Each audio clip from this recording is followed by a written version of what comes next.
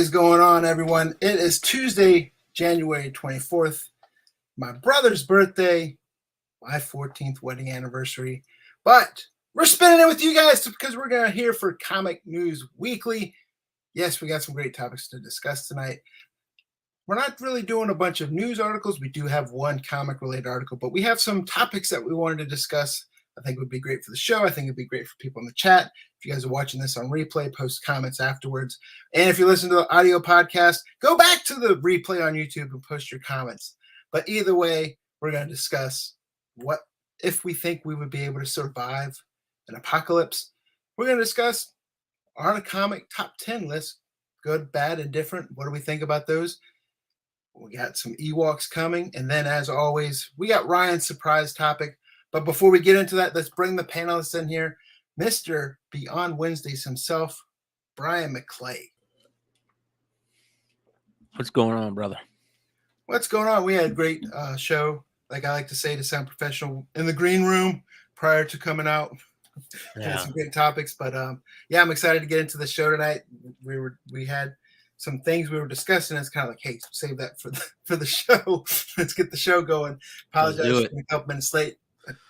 Technical difficulties on my part, but we also have Mr. Rhinoverse himself, Mr. Ryan Hayslip. In the nick of time. He makes it in the nick of time.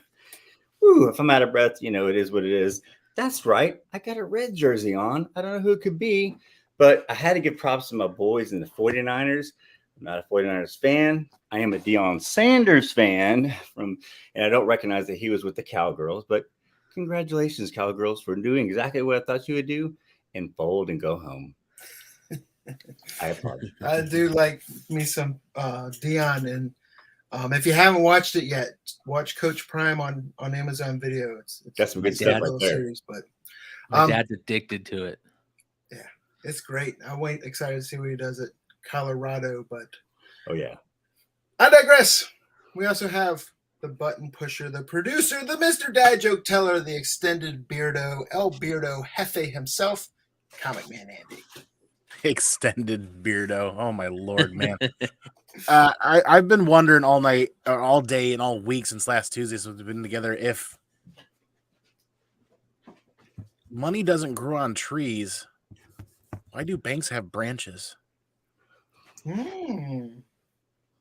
Dude, I'm so glad to be here and so happy to be hanging out with you guys. It's puking rally at the CEO Comic Dojo over here.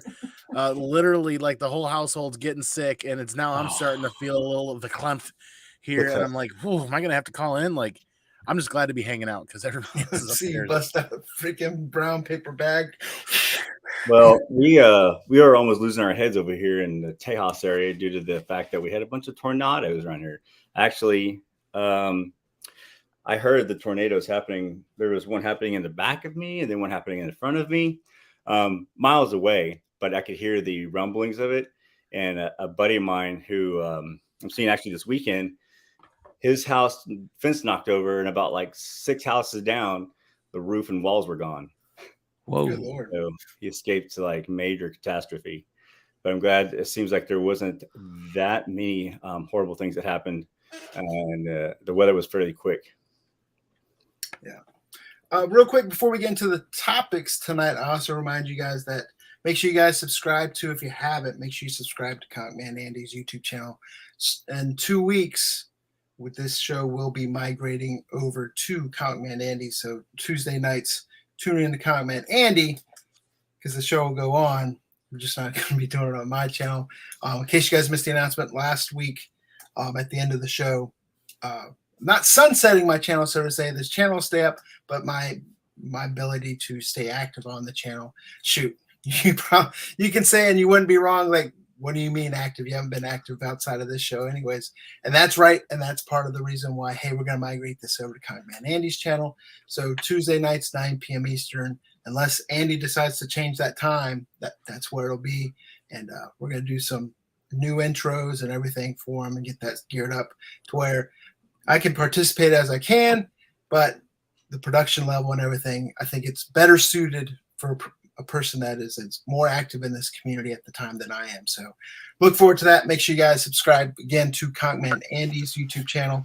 But how's you guys' week doing? You guys, I mean, Tuesday, but shit, man, I kept thinking today was Wednesday. Tuesdays sometimes are just rough. I'm ready for the weekend. I'm ready to use my user leave already, and it's only January. But sounds like a good weekend. Yeah. I woke up thinking it was February 17th this morning, and in a panic thinking I forgot to do something on February 1st, like pay a bill. And I'm like, that's gonna tell you where I'm at. Well, yeah, I fast forwarded. I do have like a devotional that kind of helps motivate me for work. I read my devotional every day. I was reading it. Next thing I know, it was March 24th, not January 24th. I was like, oop, I'm a little ways ahead. But next to it, I put it right next to my Garbage Pail Kid desk calendar. That's dope. That's cool as hell. Yeah. But so we're not going to really talk about Last of Us tonight like we have been recently. If you guys do want to watch a great show about Last of Us, again, Conkman Andy on his channel every Monday night, they're doing recaps of the latest episodes. So make sure you guys tune into that. But similar, but a different flair, because Last of Us, if you guys aren't watching the show on HBO, fantastic. 2 episodes in. Bella Ramsey is probably my favorite. Don't get me wrong. I love me Piscopo Pablo Escobar, Pedro Pascal. But he's great too. But man, Bella Ramsey is awesome in that show. But not only did I watch that, but I actually took the time to catch up and watch the final season of The Walking Dead on Netflix. And it got me to thinking between that, and I don't know if anyone works in Department of Defense or is in the military or whatever. We always do active shooter training every year, and a lot of times it's more of a tabletop type exercise. And they always ask these questions like, what would you do? Would you lock your door? Would you hide? What would you do if someone is talking? And the answers are always so like, unless you kind of going through the situation, your answers are bullshit. Like, I got in trouble at work because I said if someone was talking and the shooter was near, that I would choke them out. Because they're like, oh, and I was like, I'm not kidding. If you're making noise and there's a shooter out there and I'm going to save everyone else in the room, I'm going to choke you out. I didn't say I was going to kill you, but I'm going to choke you the fuck out. And then I got, you can't do that. And I was like, bro, if you're in that situation, you don't know what you're going to do, right? Yeah, I'll put you down. Yeah. If I have to put you down to save it. Yeah, I mean, and it's hard in a tabletop exercise because you don't have the adrenaline. You don't have, you're not in that situation, which also led me to believe watching The Last of Us, watching The Walking Dead. How would do you think you would survive an apocalypse? How do you think you would do in an apocalypse? I think on the surface, right when we think about it, especially maybe as men with masculinity and testosterone blaring, we all think we're going to be the toughest son of bitches in the world. I don't think I would survive very long with family and once stuff, shit, I can't even go without my cell phone, right? And think about it. We had small glimpses of some of the stuff. Say COVID happened, everything shut down for a while. And then that stuff opened up. And then you'd have to wear a mask. But it's okay. Wear the mask into the restaurant. But once you get to the fucking table, you take your mask off and you guys can talk because germs aren't spreading. And then a little bit of COVID. And then you take Flint, Michigan, water crisis. Jackson, Mississippi, water crisis.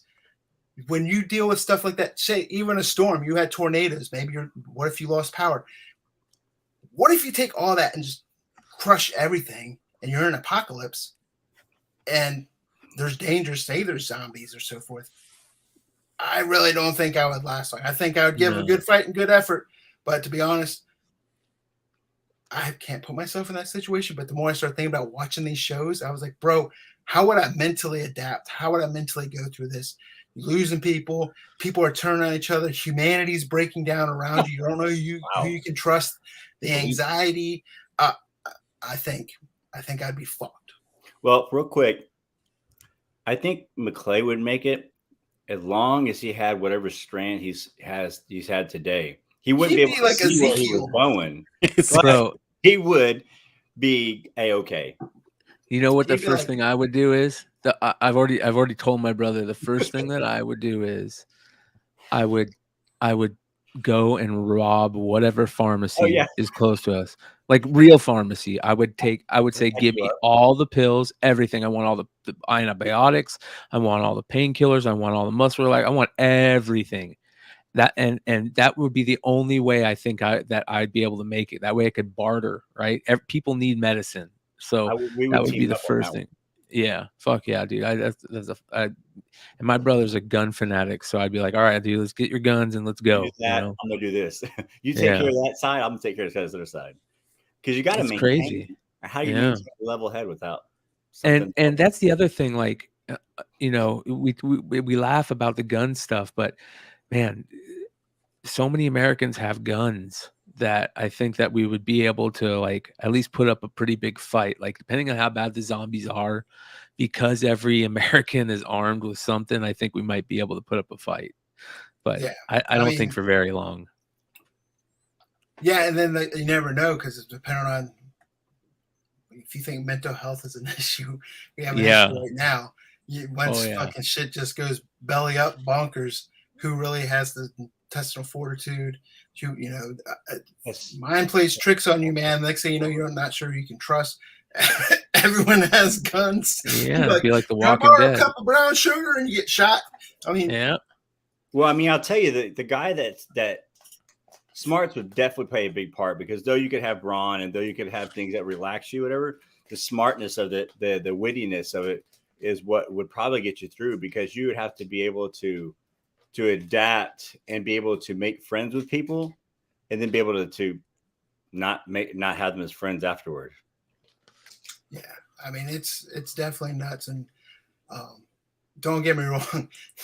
You watch The Walking Dead, and you're like, ain't no way. Like I saw stuff. Speaking of guns, I was watching towards the Commonwealth stuff, and there's like violence, people breaking out everywhere, but yet Judith has time to sit there and aim a pistol 15 yards away and shoot someone without hitting anyone innocent. I mean, that type of stuff. But when you really think, man, if everything shuts down, there's no banks, there's no gas, there's no lights, there's no cell phones, you are fucking you would be the first to go, action. Brian, you would be the first to go because what we do is string you up and sell you off as meat. Yeah. I mean, and then and it's also different if you're just have to be responsible for yourself. But I think when you're, a wife and kids and stuff like that, yeah, I think I wouldn't. I think I'd give it the good old fight, but I don't think I would last very long. Yeah, I'm with you. What about you, Beardo Hefe? Hold on, you guys keep talking. I'm trying to look up a show I just recently watched about because I've got a couple of points that I really want to bring up here about this. I'm really interested to super geek out about this. You talking about Airwolf? No, but A-Team? Is it an A-Team episode? The standard zombie education of George A. Romero over the 80s and 90s doesn't hold true anymore because the Mall of America is dying. We can't just pile up in the nearest mall and have it be fully equipped. Malls are dying all across the country, so that can't be the status quo anymore. But give me one more second. Yeah, I mean, and even if, if there wasn't the fear of zombies and stuff like that, yeah, I would last a lot longer. But I think just the breakdown of humanity in general, I think would be a tough cookie to crack. There's a band by the name of Acacia Strain, and they have a lyric that if you were to lose your power, you would lose your mind. Yeah. Just saying that people would not be able without the internet or without power nowadays. There's so many people that are reliant upon internet to be able to do so many things that they would just they would not know what to do because those skills that we're still alive and back in our day, those skills are dying off as far as being able to survive without those types of necessities, if you will, or internet and electricity and whatnot. Like they wouldn't know how to do a lot of things. You can watch The Naked and Afraid, and those are kind of interesting to watch to see how people are doing those. But if you think about I don't know what the really younger generations, there's a lot of stuff that we've come across that they've never come across before. We didn't have internet. We had, regular old phones, whatnot, and we survived that, but they wouldn't know it. They'd never had that stuff. Yeah, and don't get me wrong, when it first happens, you'll see everyone humanity comes together when there's a crisis, but when it's a prolonged crisis, that's Mhm. when the characters of real people start. Whoa, you're not doing your fair share. You're just dead weight. And then you start seeing the breakdown and how much of that will last, and people turning on each other and stabbing each other in the back. People get pissed. Yeah. So let me interject again really quick and kind of come back to what I was looking for. The wife helped me find it. There's a show on Netflix called Station 11. Really cool take. It's like a short 2 or 3 seasons. It's a really cool take on what would happen post-apocalyptic from a different perspective in modern life with high-rise apartments, a lot of this other stuff. Winter hits. It's kind of like in the Great Lakes region. That was really cool, but it also kind of dives into how people would function after that. You get traveling nomad bands of musicians and theatrics, theater, like a traveling theater group again, because that's how people entertain themselves. Really cool series. We really like Station 11. Another one is Black Summer. Black Summer is kind of like a really cool indie zombie series that has a couple of seasons. One of the main characters has really good Ellie vibes too, where I'm really liking the indie vibe coming from some of these shows because it shows how people would react in the moment if they didn't prep and if they lived in a big city or if they lived in the country. But I got to be honest with you guys, this is really cool to kind of nerd out about because this is like one of my big fandoms is kind of like post-apocalyptic end of the world, not like Mad Max Fury Road kind of craziness, but like what do normal people do in extraordinary situations? How do they rise above? Yeah, I mean, you're basically going back in time and instantly because there's no banks, there's no money. Your valuables, what is considered valuable is going to change. Yeah. You seem like the type of guy who has a beard and probably could survive the wilderness. Do you feel confident that you could spend some time in the wilderness? Oh fuck! Oh, no. Really? No. I'm too fat and lazy now. You dropped that. I've done a lot of work across the country and been to a lot of places. And there's one thing I've realized: airports are undervalued and overlooked when it comes to supplies and security. Now, granted, a lot of people could get stuck there. It's probably the second or third or fourth hotspot next to hospitals in like an outbreak or crazy situation like this. But when you think about it, federally controlled airports have high fences all the way around them. Number one, a lot of those fences are in not the greatest shape, but at least it's a start that you don't have to build up. And I like what they did in Station 11 in that show. They actually cordoned off sections of the terminals and up armored them and created living spaces. And within an airport terminal, it was really cool. And they lived off of airport groceries and food for how many people have gone through O'Hare or JFK or Orlando or any of those mega airports down in Texas that Ryan's seen.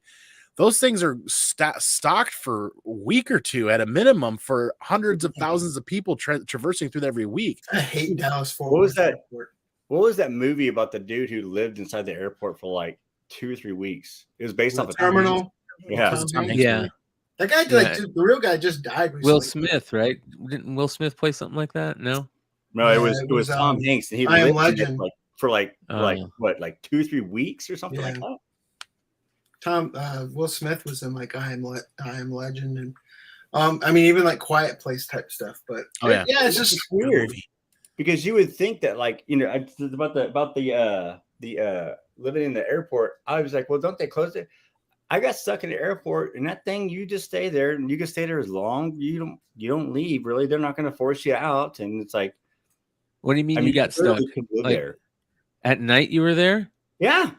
He was open to the night. Now it's always open. They'd come by and ask me like, "Hey, what are y'all doing?" And that's when they saved it because we got stuck at the airport with my family. Remember when we went to Colorado recently? That happened, and it's like you could basically you see people sleeping. I've been to I think I was leaving Costa Rica or Nicaragua, and you want to drive during the day, you don't want to drive at night. So I went there the day before and slept in the airport overnight, and the next day got up and took my airport at like 9 in the morning to my airplane. It wasn't the most comfortable thing, but you could do that, and I bet you could. A homeless person could live there and probably do pretty well.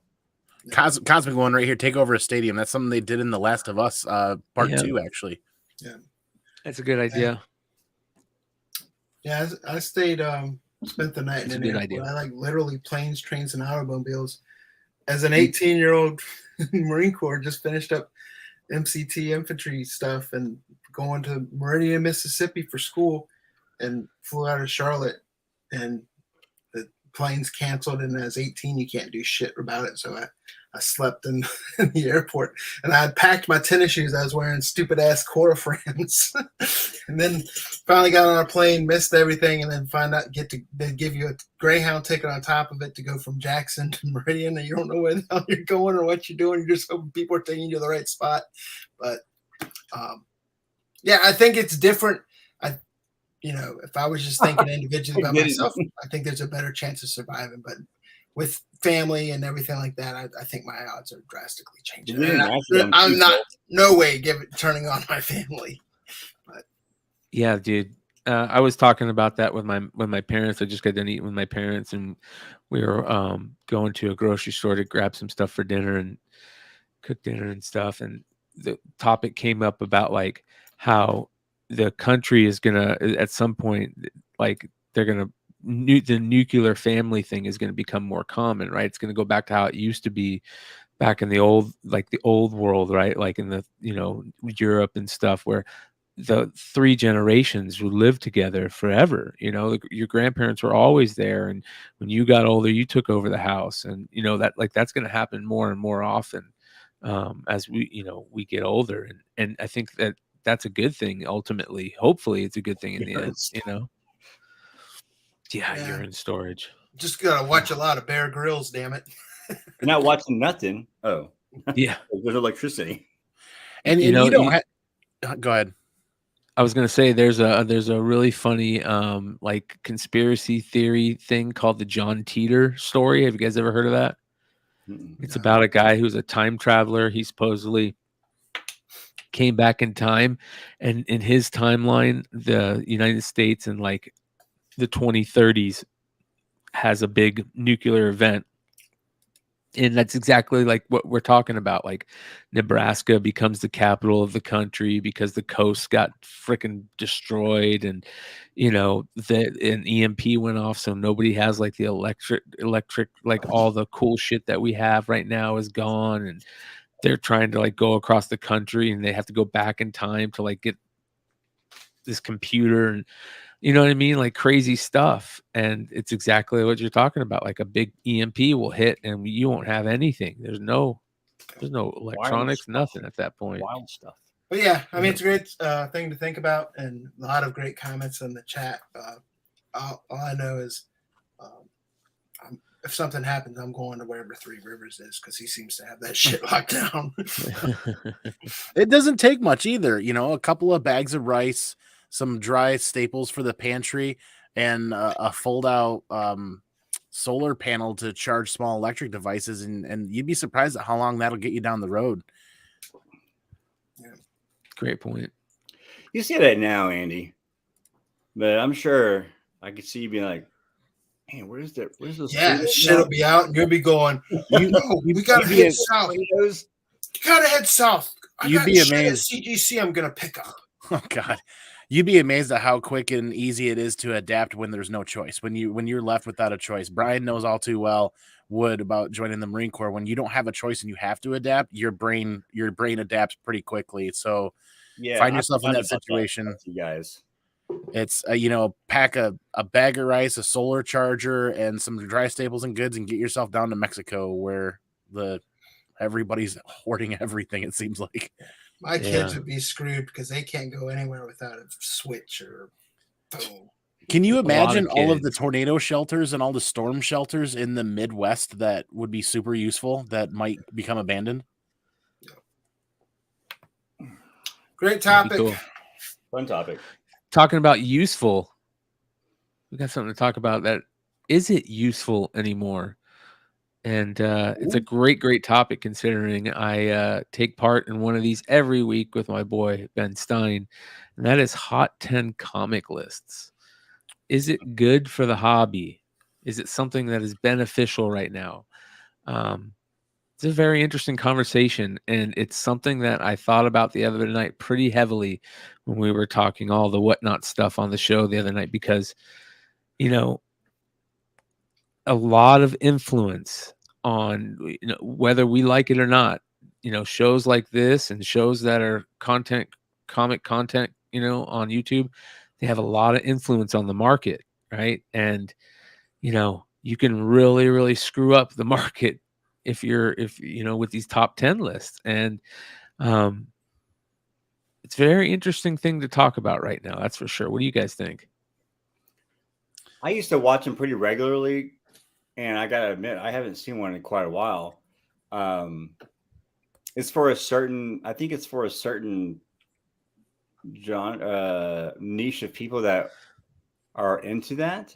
But it caters to the ones that are the flippers or money makers versus the ones who versus the ones who are in it for the passion of the collecting of the books.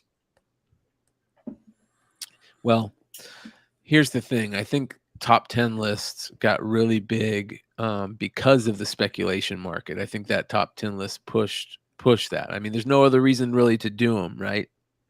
Yeah, and I mean, shoot, I'm guilty of it on my own channel. We did something to identify what people kind of weren't talking about. We did a top 10 back issue list each week for a while. I love that. Had a bunch of views in it, and it was great. And it was kind of like, hey, here's just top 10. We were doing our top 10. It wasn't like, hey, here's top 10 sellers. Here's top 10. Here's just each week we pick 10 books and kind of think, hey, these might be under the radar or whatever. To me, those top 10 lists, good, bad, or indifferent, I think they have a purpose in everything. But I call them the WWE of comics, right? It's WWE. It's great, but I always say buy what you like and yes, collect what you want to collect. So to me, I look at it as for purely entertainment value because everyone loves top 10 lists. So you always say, hey, let me see what they have on their list. Oh, that's great. And then sometimes I'd go and say, oh, why is that on the list? And I'd look at it, and then we have friends. I mean, Ben Stein, Matt DeVoe with Cover Price, great list. They have a purpose, but from a comic, for me, they're purely entertainment. If you are looking at them from like, hey, this is on the top 10 list, I'm going to go buy a bunch of it. Usually when they're on that list, they're peaking at that point. So either unless you know where it is at a dollar bin and can get it and get rid of it, you're already being reactive instead of proactive about it. And then, like you said, they do have influence on the market, good, bad, or indifferent. I don't think there's nefarious intentions, but we all know once something gets on a list, if it was hot before, sometimes you see an extra bump from it. But what do you think about? Good and there's bad. I have a question for you guys. This is the one that really gets me. What do you think about when retailer exclusive variants are on a list? I don't know. I think there's the trend of the list. You know what I'm saying? I think if it's, I don't know, man. I don't even know if I'm gonna make sense in saying this because I also see where you could say, hey, retailers exclusives aren't on the list, but what I do find is it's someone that makes the list isn't making the list that week, and someone that owns a site is making the list, and there's a retail exclusive variant on the list that when you start doing the paper trail, that person owns that retailer exclusive variant. That looks pretty fucking shady. Yeah. Well, let's be honest. Let's be honest. Not all top 10 lists are created equal, right? You've got the Lords of the Long Box, the Cover Price guys, and Ben Stein's YouTube channel doing his top 10 list are sales data driven. Yeah, let's say it's not all top 10 lists are created honestly, not equal. Honestly. Yeah, well, Cover Price. I don't have. You can't really. They're data driven usually. You can't really debate that without actually proving that there's malice or ill intent there. So I'm going to use the term "not created equal" because we don't know if there's actual ill intent in some of the lists being created and how they're being created. I just know that Lords of the Long Box, Ben Stein on his channel, The House of Stein, and the Cover Price guys, it's all sales data driven. I know that I can what I'm reading and seeing there is data driven. And let's be honest, the Hot 10 lists were never a buy list. They're a sell list. More importantly, they're a list if the first appearance of this character is hot, I better be looking at second appearance. I better be looking at first solo title. It's hey, this is where the puck is. Where is it going next? And where do I want to look? That's how you make your next move in the game of building your own collection. Not what moves you should be making, but it's how the lists are not derived, how they're delivered and how they're presented that becomes a challenge where some people think that this is the book that I need to buy, when no, it's not a buy option, not without a long history and knowing where those dips are. Yeah. It's rough, man, because that's one of the things that Stein gets shit on a lot. I mean, whenever he takes shit, it's probably because of it's like clockwork, man. You can go yeah. like 6 months to a year and something else comes up again. And there's one time where I even just recorded him explaining how he made the list, and we just share that out when people were knocking him for it. Yeah. Because there is a lot of research that goes behind it, and I do trust his integrity when he makes that list. Like the exclusive thing, just from my experience, I get the exclusives. Never do it for a value reason. Very rarely is it going to be a value reason, kind of like what Three Rivers is saying. But it's going to be, is it like I got exclusives when I did Venom because I was a completionist. So it was part of my, if I didn't, it was like turning the line off 3 times or 4 times, whatever. I had to keep a list. But then I'll get exclusives because I like them, or because it's a cool cover, or I'm collecting it. You don't do it for the value of it. They're never. I don't think they ever will hold value. And I was thinking, even today, it's hard to buy comics today and try to get the best graded comics because everyone's trying to do that. And the value of the older comics, or your golden age or your silver age, is that people weren't so focused on the conditions. So they got to find a good graded comics and to find those rare comics. That's why they're valuable. You're not going to. It's hard to get that same value and same stuff in today's modern comics. So I think the exclusives should be there as more of candy, more of like to enhance your collection. You're right, but there's another flip side to this, right? Like, people can't buy store exclusives expecting them to hold value without them actually reading and looking for the pillars of support that provide that support for that value. First appearances, second appearances, like, people have to read the books and look to find out if there's something that's going to support it. It being a store exclusive isn't going to be the thing that actually supports the value of a store exclusive. Case in point, there's some Star Wars store exclusives out there that I nay-nayed on and didn't pick up, but then I read the book a week later and I'm like, oh man, I really screwed up by not reading a book ahead of time. And now they're hundreds of dollars and I can't get them because I'm not going to spend that kind of money now.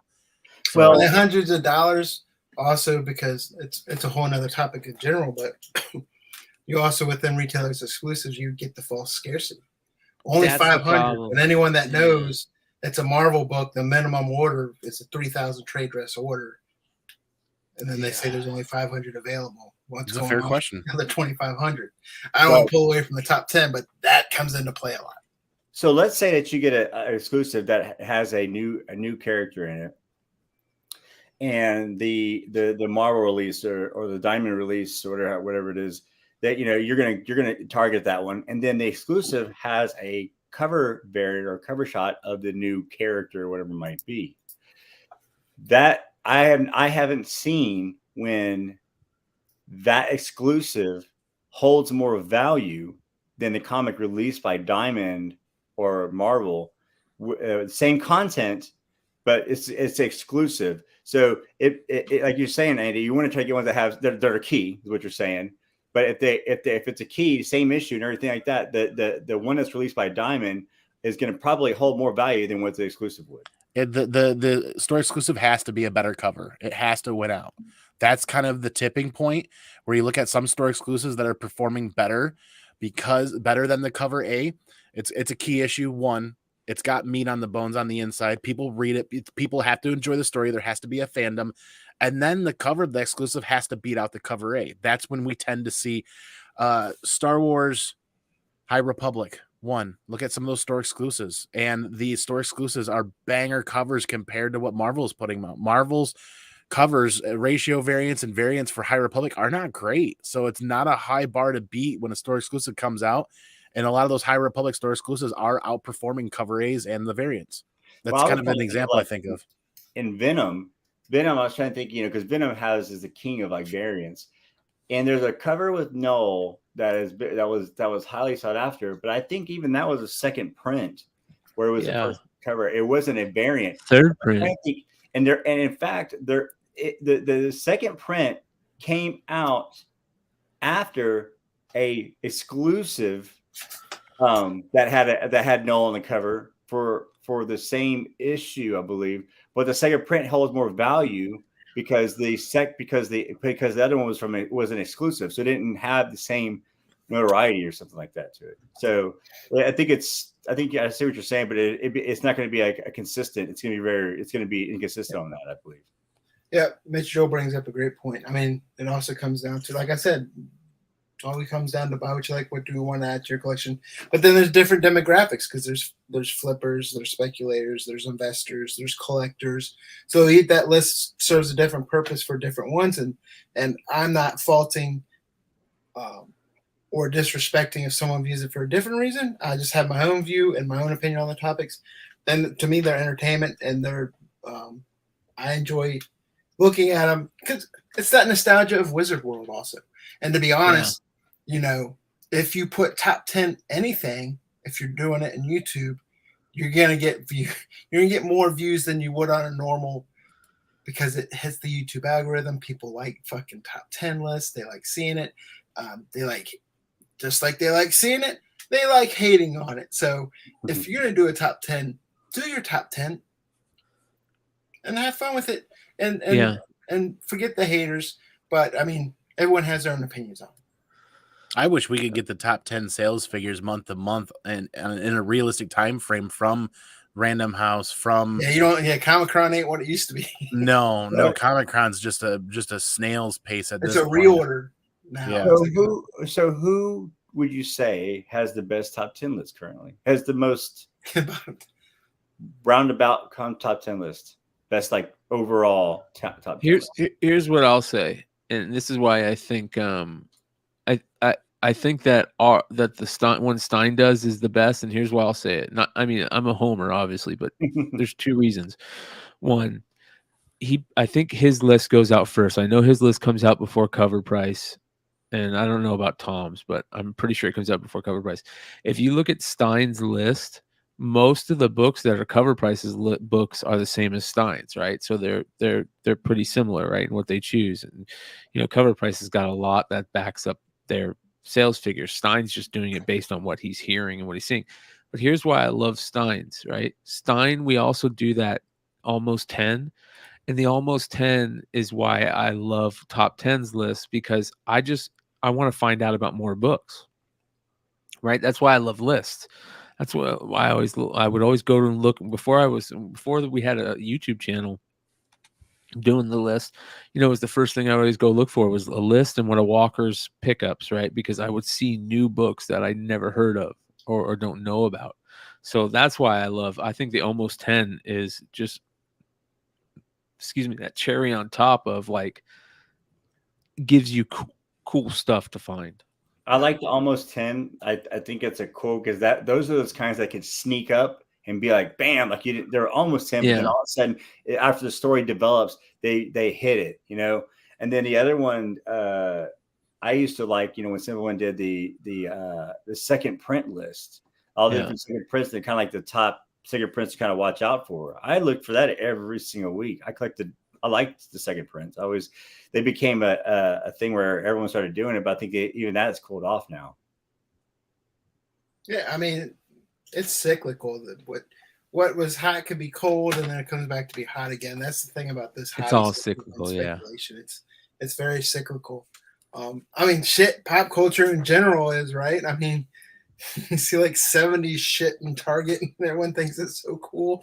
I mean, or when we were kids and we were wearing fads, and until your parents said, we used to wear that.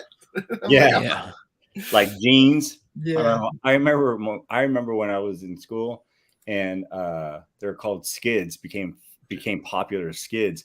And I was like, I want a pair of skids. And my mom's like, that's just like a piece of fabric. It's all big. And I was like, yeah, but they're cool. And I like it. She's like, just get some jeans. Everyone didn't never go out of style. I'm like, Mom, you dumb. Skids and these days, I'm still wearing jeans. She doesn't wear jeans, Skids. I will say this about retailer exclusives. I do think they have the purpose. I think, as Mitch said in there, sometimes you're artists, sometimes you like the cover, sometimes you're supporting the store. But even more importantly, I don't think farm team is the right word, but there's a lot of artists that are working for bigger publishers now that got their start in exclusives. Peach Momoko, Ivan Tao, Soza Micah, Kang, Ryan Brown, Javin Jordan. Yeah. Tons of them. But yeah, some great Star Wars exclusives, but you also have something that's not a Star Wars exclusive, right? Comic Mandy. Oh boy, do we ever. And I'm interested in getting into this because I'm a little torn. I'm glad you guys brought this up. Coming up here pretty soon, if you didn't get enough fuzzy love from your dog, you're gonna get some fuzzy love from some Ewoks coming up, because Return of the Jedi's Ewoks land a new Star Wars special from Marvel Comics. Now, I'm going to keep it on the pull list. I'm going to check it out because they're fuzzy and they're cute and they're a part of Star Wars lore, a part of the Star Wars universe that we didn't really get a lot of aside. They had the 1980s run. But I hope they don't fumble this football. I got to be honest with you guys. Like a lot of the offshoot or a lot of the one shots and stuff that are coming out from Marvel on the Star Wars side of things are kind of left leaving a lot laying on the table, so to speak. Booty. I just think it's weird that they're doing Ewok stuff. Like, what are you doing, man? But wait, next we're gonna get a Jar Jar Binks one. Oh, I know. Right? Well, this isn't the only one coming out. There actually were a couple others. Yeah. They've already got covers too. Yeah, you got Peach Momoko. They're not great either. I'm picking these. That one looks okay. That one looks okay. Go back to that. That one's terrible. That's terrible. Terrible. Good. Yeah. But that's like the animated show. I'm picking these up because if I read through them and I find that it's an appropriate content for my 6-year-old, this is going to be. He's starting to read books on his own pretty well. Like, now it's time to throw some comic books in front of him and see how he does. Like, he's been thumbing through them, but I'm not really forcing him to read anything just yet. Yeah, this might be it's booty, but I tell you what, if they introduce a new Ewok in there, watch out. They will. They will. God, there was I think 3 or 4 titles that were listed somewhere. And I gotta find it because I'm like, oh, here we go. It's basically the next round or the next volley of Marvel releasing Star Wars one shots / little side quest deals, whatever. Yeah, I'd like to see. I would rather read Dark Horse Star Wars one shot, Star Wars Adventures one shots. Yeah. There was one really good Ewok cover from that Dark Horse run, that Star Wars Tales run, man. That really badass Apocalypse Now homage that it has the Ewoks instead of what's his name? It's an Apocalypse Now variant. That's a good one. What? They'll eat your face off. I'm gonna interject and interrupt here a little bit because this is hilarious, because there's a little side tidbit is when you go back and watch the Return of the Jedi and Princess Leia shows up in a dress. How do you think they got a dress that fit her that size? It's because they ate somebody beforehand that just happened to be that size. Just the stuff that goes on in people's head that they come up with. And it's like, you know what? You're right. Plot hole. That's kind of like, oh my God, they're cannibals. It's just hilarious. Yeah. I mean, I'm a nostalgia driven person, but like I said, like you said, Andy, I'll probably pick it up for the read, but Ewoks were my childhood when they showed up in Return of the Jedi. And holy shit, Caravan of Courage, man. I love that Ewok I forgot about that. Yeah. What was that guy's name? Yeah. That's where like Wilford the spiders and they getting trapped in the lake underneath the lake but look at Mitch. Yeah. He's not wrong. Yeah.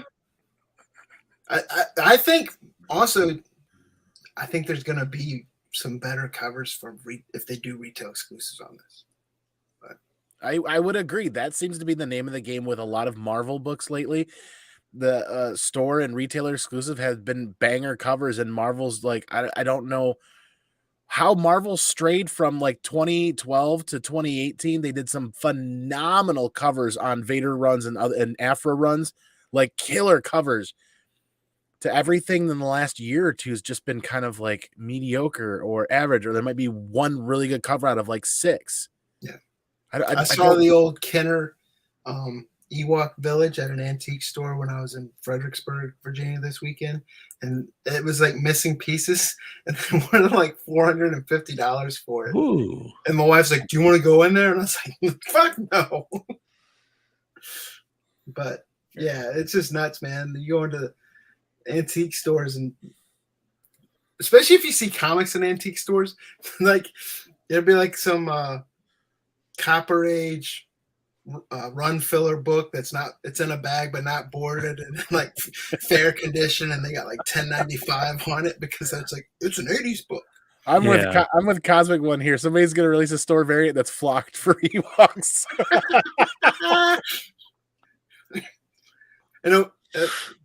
Yeah. Oh God, so that's it. I'm glad that made the list this week because One of the people like Ewoks or Care Bears on meth. Yeah, that's a great. They're Care Bears on drugs, man. No, that's Gizmos. That's Gremlins. Gremlins are Care Bears on drugs, man, on meth.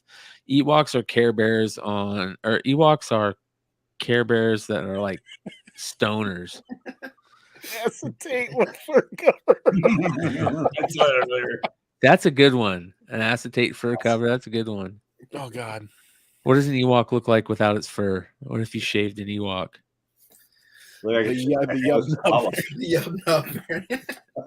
be all skinny. Look like Yoda. Yeah. We're missing, don't get me wrong, lots of great stuff in the chat, but Cantankerous is missing tonight, damn it. Mm-hmm. But, maybe he took offense to your comment last week. Yeah, he's like, if you're out, I'm out. And I'm out after dropping a $25 super chat, he's like, goodbye. Yeah. But thanks for you. What do you got for us tonight, Ryan? All right. So this is a switching of gears just slightly. It's around some card stuff / comic stuff and eBay things. So I've had some experiences. One of my experiences was buying cards on eBay. Buying cards on eBay versus buying comics on eBay, it's like two different worlds. The comic, it seems like people who sell comics on eBay are real cool. They're like, you send them a message, they're chill, whatever. And I've had a couple of experiences with eBay cards where it'll say pay by this date. And for instance, last week it said pay by the 18th. So on the 18th, I got on there to pay for it and they canceled my order. I was like, hey, and because I know it because it was probably low, but because it was a signed card. And I was like, hey, is there a glitch? Whatever. He's like, no, you didn't pay in enough time. I said, well, it said pay by the 18th. Today's the 18th. And he's like, well, I just figured you're another non-payer. So I just canceled it. And I'm like, well, I'm not. So can I get my stuff? And then he just was like, no, you should have paid quicker. And I was like, and it was not the first time. I had something very similar happen. And then today or yesterday, I saw a guy who had pulled a one of two Brock Purdy and was posting it on eBay as an auction and then going through different card groups and Facebook and then auctioning it or asking for bids on it.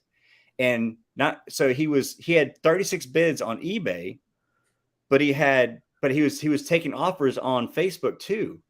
And they're like, wait a minute, how are you doing this? And he's like, well, if I get a better deal on Facebook, I'll just cancel the one on eBay. As long as I do it 12 hours before the time, it doesn't matter. And he's like, well, you're going to screw all the people that are trying to bid on it. He's like, yeah, but there's so many non-bidders and anything like that. Who cares? Kind of like, and I was like, and like some people were like giving them like, hey, that's not the right thing to do. But then some other people are like, well, yeah, it is what it is. Get yours. And I was just like, the card community is so different than the comic community. And it's like the comic community are people that I don't know what it is. I don't know if it's money that makes the difference, but I know probably McClay has more experience with cards and comics crossing those two things, and Brian, you might as well. I don't know if Andy how much you get into both sides of that. But have you seen stuff like this before? Have you ever felt like like this is two different ways of doing business versus there's two different standards of how they're doing business in these different communities? I was really taken back. I was like, this guy is like openly saying that he's openly posting and not caring, not giving a crap. And I was like, can't you just turn him into eBay? And then, because of the eBay thing, because I had two cancellations, which I ended up buying one of the cards that was canceled because the guy was like, okay, I'll let you buy it, and sold it to me as and put it back up and sold it to me as a buy it now. But because it originally was canceled, I can't bid on cards now because one of them was canceled, and the other one I tried to buy on the 18th, and he canceled it on the 18th. Yeah, So, there's something about eBay right now that is. I'm glad you brought this up because I want to strangle. All right, this is what I want to say.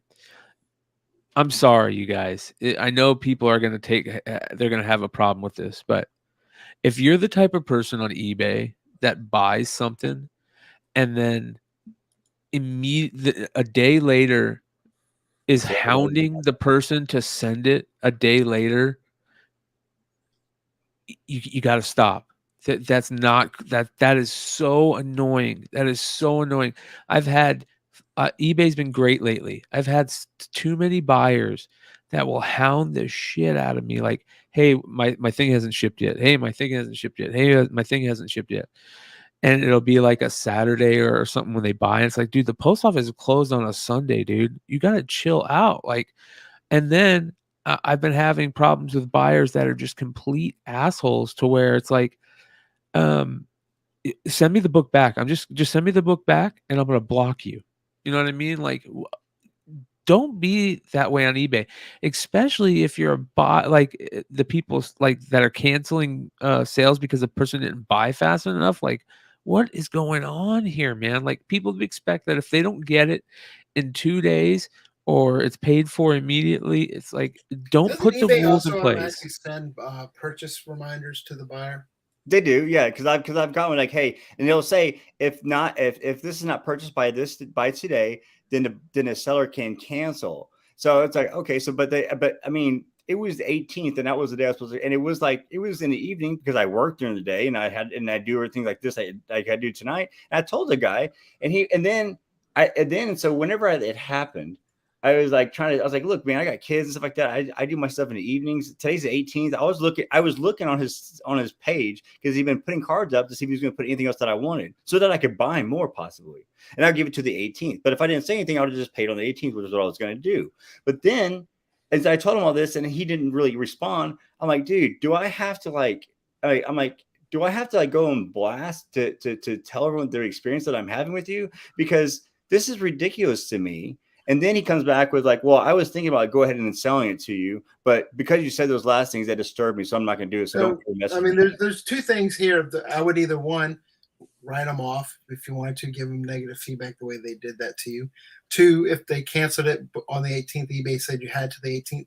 Can you claim or whatever with eBay? I'm going to try, but I haven't seen. Second of all, if you're going to do that in the future, and you know that, as the buyer, it might be something. Can't you contact the seller and just say, hey, just a heads up, I'm planning on paying by this day, just so you know. Here's absolutely. And a lot of times I do, but it says I had to the 18th, and I was on there on the 18th, and I messaged him on the 18th. But then, like on the 19th, when he got the message, he didn't want to do it.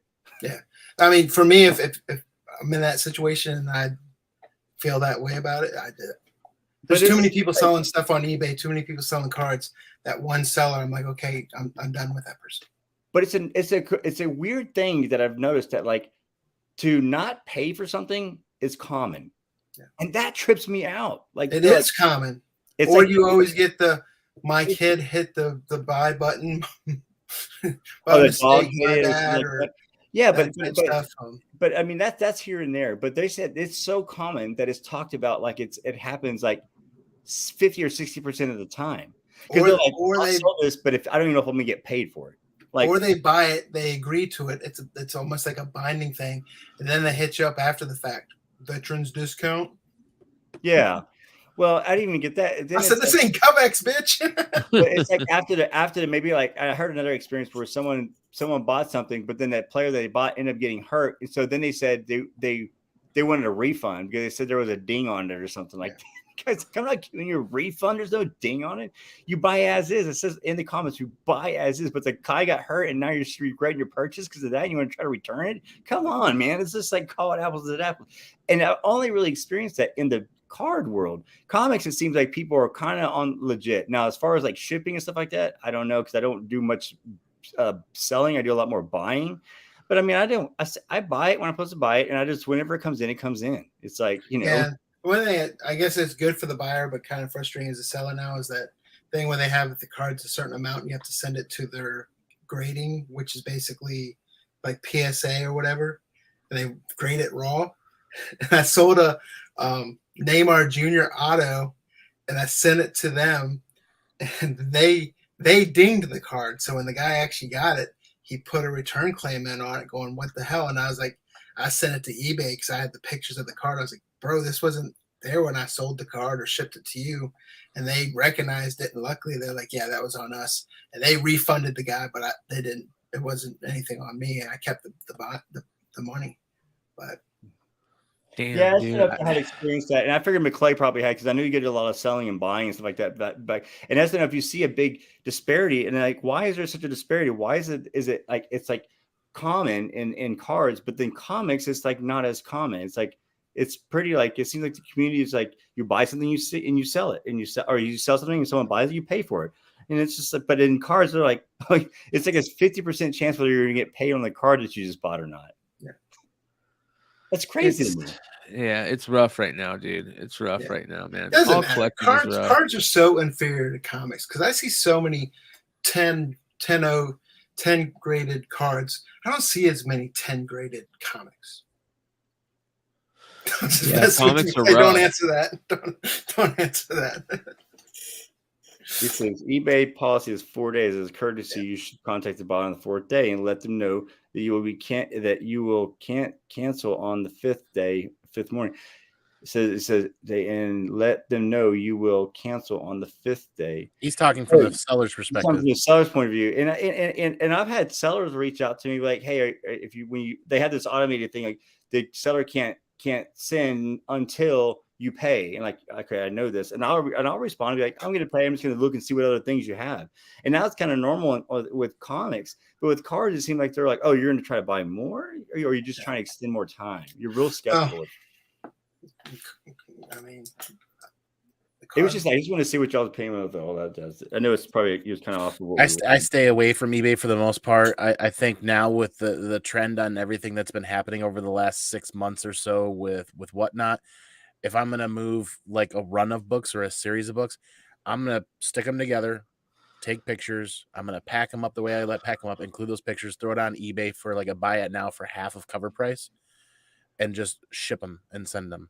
Yeah. I might do that, but like I've steered far away from eBay because of how different of an experience you can have depending on the people that are there, right? Like you can't please 100% of the people that are there. Yeah. My personal preference, and this isn't a knock against you in any way, just me if I'm buying on eBay, as soon as I hit purchase, I pay. Well, and I typically I'll do that some of the time, but I do like to see because I like to try to maximize my shipping.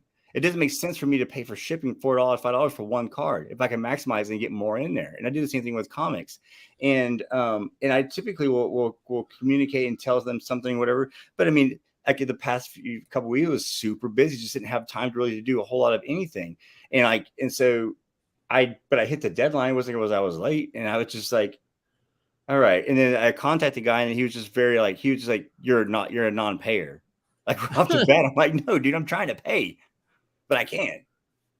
Yeah, teach his own. Maybe the guy had decaf. I just more like seeing like why if people have noticed that between cards and comics, the disparity between the way comics and cards are sold on eBay and the human factor in transactions can be both positive and negative. But Oh my god. anyways, That's eBay for you though. new comic book day tomorrow, guys. Ooh, New comic book that's right. day. What are you guys picking up? You guys go ahead because I actually have no Well, picks tomorrow. Star Wars: The High Republic, The Blade #2 comes out tomorrow, and apparently there's supposed to be some first appearances. There's supposed to be something big happening that I'm seeing people talk about. Drunk Wookie on Instagram is a phenomenal person to follow. He categorizes and posts a lot of that stuff on his webpage. I really enjoy following him. I can't remember the exact reason why, but I definitely made sure to have I that love on my Drunk pull list. Wookie. Yep. He's got a good website. Agreed. So the 1 in 25, I mean, I've just spent I haven't even looked at it yet. My fingers are crossed that it's looking decent. There's the Lopez. Is that the 1 in 25? I don't know. But Yeah. the 1 in here's 20, the there it is. Suyan. The 1 in 25, my shop's asking double ratio for it tomorrow. We just spent the better part of the last 3 months seeing Star Wars ratio variants come out at ratio or under. So what's happening with this issue that my LCS is asking double ratio on it tomorrow? $50. It's like, I don't want to go back down that pipeline of paying double, triple, or quadruple ratio books on the day of release.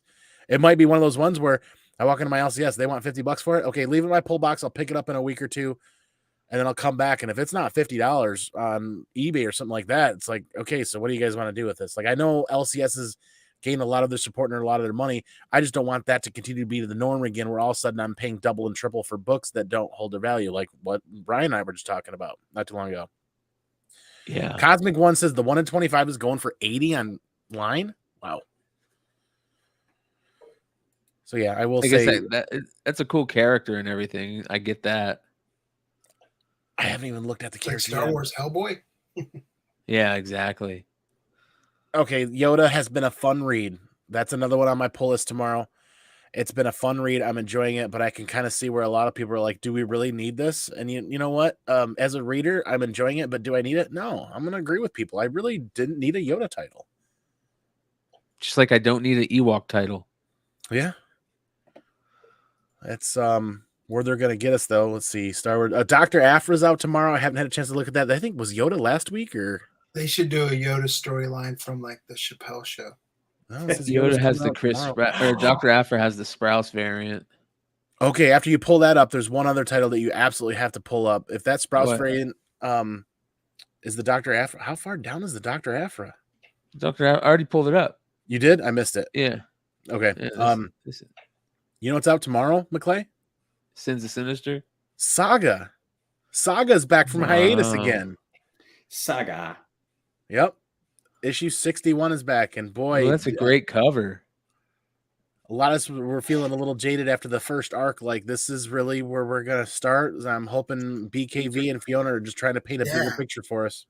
At least I put out videos more often than they put out Saga issues. Saga.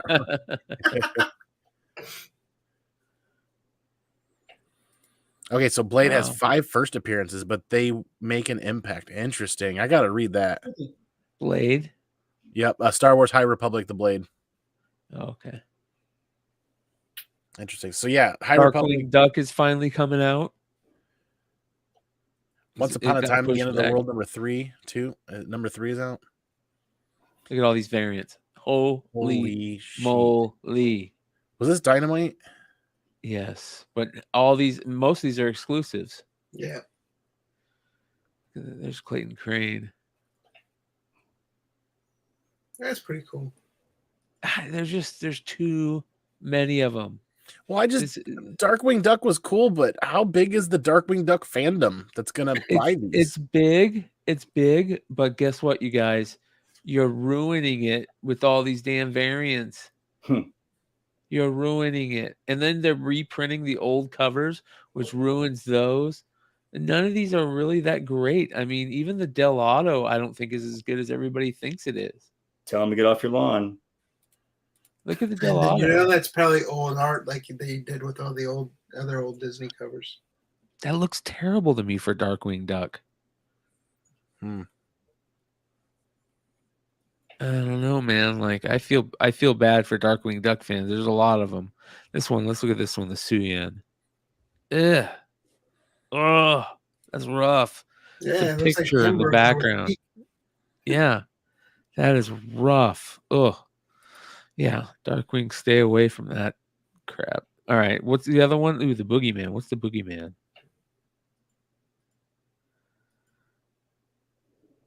Anybody reading that? Blaze puts out good books. Yeah. What was the one you were talking about, Andy? At the End of the World or something like that? You're on mute.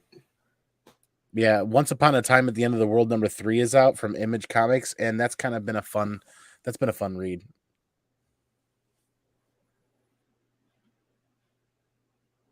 Where is it? Jesus. Uh-huh. There it is. It's Boom. Did I say Image Comics? Yeah. I meant Boom. Yeah, sorry. And it's Jason Aaron, so you know you're getting quality. Yeah. It's been good writing. It has. The only I thought that's a Templesmith. I was like, oh man. Templesmith's weird, bro. I love the Ninjets comic because they have some really good covers on it. Dynamite again. They do this ultraviolet variant that is so beautiful. Look at these covers, dude. Holy cow. That's good right there. Is that like female mushmouth? Yeah. Look at the ultraviolet. They do these lyrics ultraviolet ones that look so good, man. I don't know what it is. Those are good looking books. There's also there was another one I saw. I'm on weed, man. Midnight Sun, no. Monstrous. Ooh, I forgot Monstrous was even printing. Where was it? I think Femforce. Was it Femforce? Femforce has got a book coming out. I was doing the market report today, and I saw the very first appearance of Femforce was sold, and that book is still being published to this day. That's funny, man. What else? What else you got? There's a Sergeant Rock with Hitler on the cover. I am picking up Creepshow just because it's Creepshow. Yeah. Well, Abolition of Man is coming out. #4. This is the AI comic. And it says here the groundbreaking AI illustrated The Abolition of Man reaches a frenzied peak with Maria's story, an issue written and illustrated entirely by artificial intelligence with no human intervention, solely by using the title Abolition of Man as a prompt. The result is the most horrifying installment yet of this revolutionary series. In a world where there is nothing new underneath the sun, choose to change the sun. That is creepy. Art, one thing I've noticed about it is that it comes out a lot of times super creepy and super dark. I don't know why. Yep. It is always super creepy and super dark. There's something about it, man, and it has this really intricate, like, when you really look at it, like it looks like there's all these like intricacies, you know. Mm-hmm. It's weird, dude. It's weird. So yeah, Abolition of Man. There's the Hitler one, Sergeant Rock. Cool. Yeah. All Out Avengers. You guys. Let's get it. What for us? You want to talk about potentially not good cover? I want to hear what you guys have to think about a cover. All right. Which one? Year Zero. AWA. In fact, I didn't even see it on my pull list. Did they pull it? Right there. So, yep. Ooh. Without knowing the context, I'm like wondering what's going on here. Looks like Lenin. That's Lenin right there. Is it? That's the statue of Lenin, yeah. Yeah, okay. When he was doing this. I had a hard time looking at it, and I was like, wait a second, what's going on here? Yeah, zombie USSR. Thank you for adding context to that, because I was a little... George Romero's Living Dead. Daniel Krauss unveils four globe-spanning tales from the earliest days of the zombie apocalypse, when even the wildest rumors couldn't measure up the horror to come. A streetwise Russian cop patrols the back alleys of opportunist black market that emerges in response to the crisis. A North Korean soldier observes strange happenings on the DMZ. An ER nurse in the rural South fights to protect her hospital. and a transgender flight attendant who has observed disturbing clues as she crisscrosses the globe, keeps a wary eye. What the hell is going on here? Let's get mad. Going on here. He got a good creative. That's one thing I like about AWA is they always have good creative teams. Yeah. Here's issue 1. See? That is a Apocalypse, crazy man. cover. It's coming. Wow. And the first volume was a good read, in my opinion. I enjoyed it. Huh. I might I'm glad they brought it back for another volume. make that one. Yeah. This ASM 18, I believe, is supposed to have some keenness to it, possibly. I don't know where I saw it, but I was told to pick up 15, 16, 17, and 18. Chasm stuff. Yeah. And then the other thing that looked pretty cool, because I'm a fan, is Doctor Strange. I like that black cover of ASM. That's the one I'm gonna try to go for. Oh, this must be a new character. Chasm or something. I don't know who it is. Well, Chasm, but Gorpion and Dr. Octoball. What? Kraken the Hunter. What are these characters, dude? Grave Goblin, Hallows Eve, Kraken the Hunter, Dr. Octoball, and Gorpion, and Wreck Rap. What the hell is Wreck Rap? that's a like a venomized something or another. I know that I've seen that character. A venomized grimace. Look at Dr. Octoball. Looks like a Meth. testicle. That's what happens when you have too much meth. Looks like a What the testicle. hell is going on? Here's Kraken the Hunter. So they're like all like his rogues gallery, but like weird stuff going on. Hallows Eve is a cool character though. A lot of weird stuff going on there. The other thing Here's is the homage variant that Yeah, cool. I've done that so much now, though. yeah. What was the other one? Doctor Strange. There's some Trad Moore covers. I love Trad Moore's artwork. Yeah.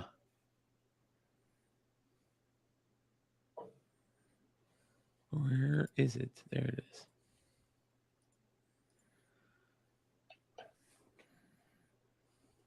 I don't know if that's Trad Moore or not, but I know the other two were. I can tell by his artwork. Yeah, that is right there. That's Yeah, rough it's- though. But the other two are cool. Check That out. looks like a Peach Momoko cover. This Yeah, is that Chris one- Onko right here. That's badass. Holy cow. Yeah. That is awesome right there. Wow, Yeah. that's good. And the one after that's pretty decent too. Gone Show. Looks like Prince. I was gonna say, shoot the J. Shoot it. I just Dude, like Trad Moore. He's one of I think he's an underrated artist. that's very interesting, man. Trad Moore's kind of a goofball too. Yeah. Yep. My kind of goofball. All right, what else we got? Harley Quinn, number 26. Ooh. That's a decent looking cover for a regular A cover. That is very cool. What we got here? That's a good cover. Yeah. That is a good cover. What's it got? Jenny Frison. Ooh, that is a good cover. That's an excellent cover right there. Wow. Yeah. How That many, is, clips of that, how many clips of that foot are going to end up online being sold? I know, right? Here's the 1 in 50. Was it fans only or whatever? Only was fan. You make it fans only with AI art. Feetfinder.com. Ooh. Ooh. Ooh. Jesus, look how bad that is. It looks like the female from Dark Crystal. Oh She my bet- God. She's all bendy. Bro, that is horrid. Hmm. Oh, He zooms closer in on the badonkadonk. no, look at her face, bro. That one looks like it stanks. Dude, that is rough. I mean, that's not, but that is rough. Oh boy, that's a tough one. Maybe I don't know. That is not good. That is Thiago da Silva, and it is not good. Here's the 1 in 25 Torrin Clark. That's not good either. I mean, it's okay, but Yeah, I don't like it. yeah, no, thank you, man. But that Frizen is knock your socks off good. All right, what else do we got? We got Creep Show. There's the Creep Show. That's good enough, probably. Yeah, I mean, I love horror anthology comics. Dude, Scratch and sniff. that's a great cover right there, dude. But a face. That is a good cover. And this one's really good. Holy cow. That's cool. But a face. Taking a selfie. Yeah, that's good stuff. Oh wow, That's a good one too. Sounds good, dog. Good stuff. Yeah. Good new comic day this week. Ooh, we forgot about this. oh yeah, didn't you talk about that a week or two ago? Yep. Yep. This was on my FOC pick. This Nakayama is knock your socks off also. Knock your Yama Not off. gonna work here anymore. Not your mama. And then there's also that one, and then the 1 in 50 is a Joshua Sway Catwoman. I see. Yeah, that Nakayama, the Virgin, there's a foil. Oh boy. That's Wow. gonna be the book right there. Love how she's got the key in her mouth like that. Okay, I gotta admit, every week for the last 3 weeks, that you were like, "Yes, this is my pick," and I regret not buying it because it seems to spike. Yeah, dude. Yeah, you That, could tell a good cover when it's a good cover, man. That Sins of Jack Black Sinister. book. Oh yeah, right? Right? Sins of Sinister, this right here. Look at this. Oh yeah, Yeah, I saw that. That reminds me of the old, Ooh-wee. Looks sinister. It's amazing. Beautiful. The rest of them, a lot of store variants. But man, that art germ. There's the regular. It's about the best art germ cover I've seen in 5 years. So art germ fans are going to go crazy tomorrow. Scorched. I think that's about it. Nothing else I can really remember that was crazy. Philadelphia always has good covers. I regret Not not that sticking bad. with that after the first arc. Yeah. Here's Temple it's Smith. optioned. Temple Smith is weird dude. Weird dude. Nightwalkers. The Witcher. That's a good cover for Siren's Gate. The Shannon Mayer. Yeah. She's so good.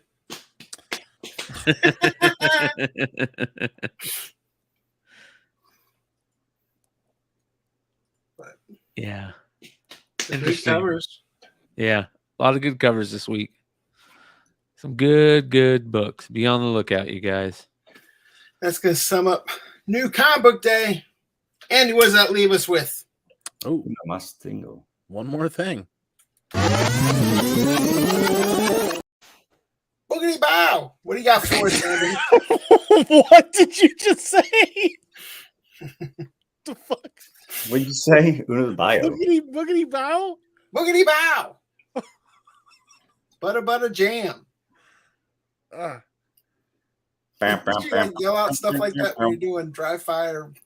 No. I'm up, I they don't. see me, I'm down. Butter jam. Boogity bow. No. What do you got for us? Oh God, I don't have just one thing. I've got two things tonight. So as what Brian has announced and has talked about the migration of this show over to the Comic Man Indie YouTube channel, there's 18 people watching here live, 19 people watching here live. I want to hear in the chat, are you guys interested in supporting this content, just swapping over to a different channel with the four of us? Same show, same format. It'll be some more good news, some more fun loose topics like we've been doing. I think we're having a blast and we want to continue it. But Brian wanted to migrate the show. So if you guys are interested in supporting that, move over to this channel. Here's the link again.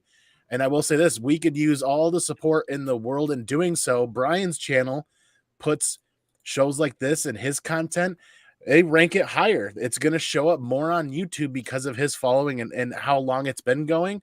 Whereas migrating this show over to my channel, I'm not going to get the same kind of highlight or profiling that the YouTube algorithm does for Brian. So everybody that comes here every week, if you want to continue supporting the content, we greatly appreciate it. There's the link. Subscribe. Don't miss out. It'll be scheduled just like we do here every week. And hopefully we won't miss a beat. I look forward to seeing everybody over there.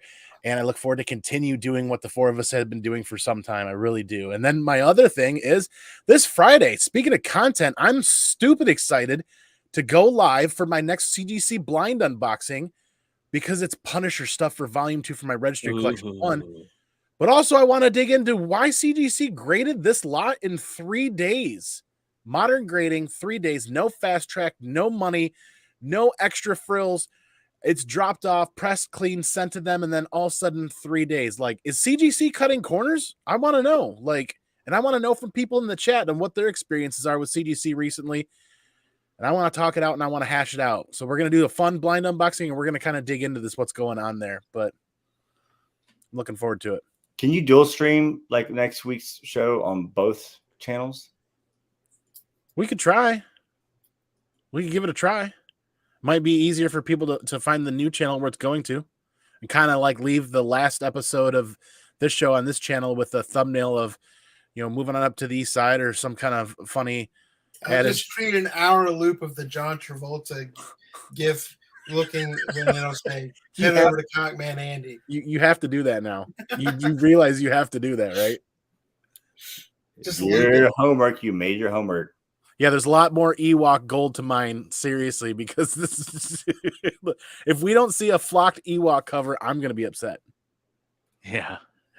What do you got, Clay? My one more thing. Come hang out over on Beyond Wednesdays. We are rocking and rolling, changing up the format a little bit, playing around with how the channel and the shows look. So we've started the new membership group over there. So a couple of tiers in the membership level, and the live shows are going to be switching over to members only here soon. So wear your members only jackets. Yeah, it's kind of funny. We were talking, the reason why I'm going to members only for the live shows is because I'm dealing with all the copyright stuff. And sure enough, Saturday night show, we finish it. It's great. It had like 700 views right when we finished it. There was like almost 200 people watching. And boom, it gets taken down for copyright. Yeah. So, hopefully this members only stuff will fix it. So probably gonna wait about a couple more weeks and then start the members only thing going forward. So but I'll still be putting out clips of all the shows so you guys can all watch it for free. But if anybody wants to hang out in the live shows and hang out with the crew and laugh and joke, then come join for 99 cents a month. Well worth it. Well worth it for the yes. time. Totally. Amen. I'm subscribing. You should too. Amen. I got a discount. I'm only 98. Friends. Boogity boo. Booty bow. What you got, Ryan? Find me on Rhinoverse. You can find me on eBay. I'll be having some stuff going up there soon. And I won't treat you just pay within 4 days, guys. But I'm really looking forward to this weekend. One of my best friends in music passed away in October, and we're doing a memorial this weekend for him. So he was in a band, and he kind of got me into music, and that's one of the reasons why I was a musician for 20 years and did vocals. And so his bandmates and me got our RV, and we're going to be going over to Waco to do a memorial for him. And it's a sad occasion, but it's been a lot of fun because we're in a group message, and it's just been like us, a lot of banter back and forth and giving each other shit, and it's just been fun to reconnect, So just I've said it periodically, love, hug the ones you love. Always, make sure you squash all those things you have with people, because you never know what's going up. But really looking forward to this weekend, having a good weekend with some music involved. We're going to have a bonfire. I'm bringing my drums, and we're going to be like kind of just sitting around jamming and talking about good old shows we had and just good experiences and stories. And I think it's a great way to kind of send off a very good close friend of mine, Jamie Engine. Oh, yeah. Yep. Real quick, as it's said multiple times, make sure you guys are subscribing to Comic Man Andy. We're going to move that show over there. Not next week, but the week after. Next week, we're still going to be on this channel. So I want to take the time to say, throughout the years I've had this channel, stressed community is more important than anything. And I think tonight proves that, because I want to tell you guys one thing. When we created the outline for the show this week, I thought, no crap, I even said it when we introduced the segment, the Ewok was booty. I thought, what the hell, I'm just going to put it in the outline. We'll have a discussion about it. To me, yeah, the apocalypse, great discussion. Top 10, I thought that would be a great discussion. Ewok, booty. But to me, it turned into probably the best discussion we had within the community, within the chat. Hopefully we get some great comments afterwards. But that's what makes the show so great. We took a topic that really could have been 5-minute breeze over, go on, and going into Ryan's topic or whatever. But we created the next best store exclusive or retailer exclusive, the flocked Ewok book. So that's why I say community. I mean, community to me is better than anything else. Community is better than love the community that you have, whether it's 1 subscriber or 1,000 subscribers, whatever it may be. The community makes everything worth it doing the channel. I wish I could do more, but I think migrating the show over to Andy's channel will be a great thing. So I just want to take that time to thank everyone in the chat. Thank the people who are in here week in and week out. Really appreciate you guys. And we will see you next week. Gotta have that flavor. Baba Chabaka. Take us out. Look.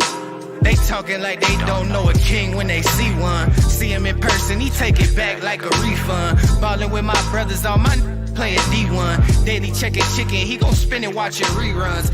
Say they real, but